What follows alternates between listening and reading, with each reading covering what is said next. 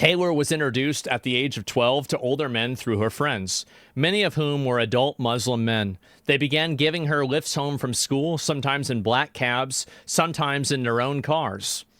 Taylor saw the men buying her gifts for her friends initially and wished that she could receive gifts as well.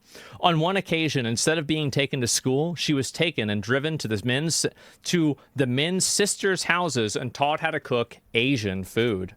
Her friends spent more time with the men, but because her parents expected her to come home straight after school, she had limited contact with them beyond the lifts. She notes that her friends were already doing adult things such as smoking, drinking, and going to clubs, whereas she had more of a childlike disposition. The dynamic continued for 3 years until she turned 15. So they're being groomed at this point by adult men at 12 years old for 3 years.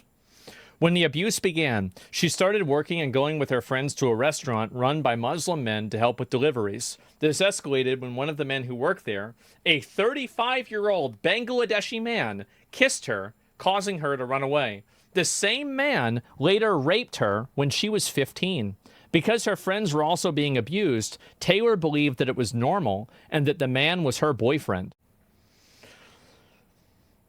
Taylor believed it was normal, and however she walked with him with her friends, she realized this was not the case. After this, her behavior changed dramatically. She began skipping school and drinking heavily.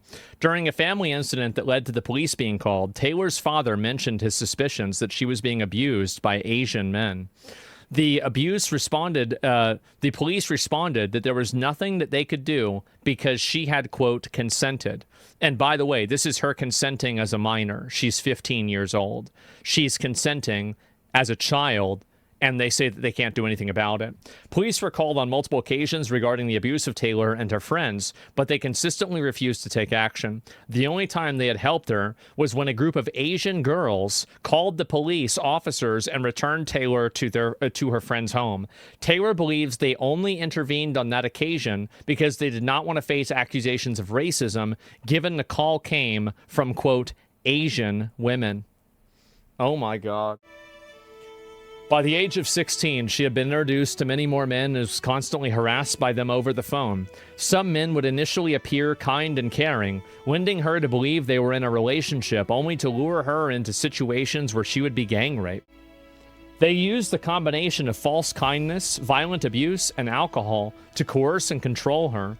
Cars would stop in the street and demand that she get in. She would be raped and then taken to the next abuser. She claims that on some nights she was passed to as many as 10 different men and estimates that she was abused by around 100 men in total.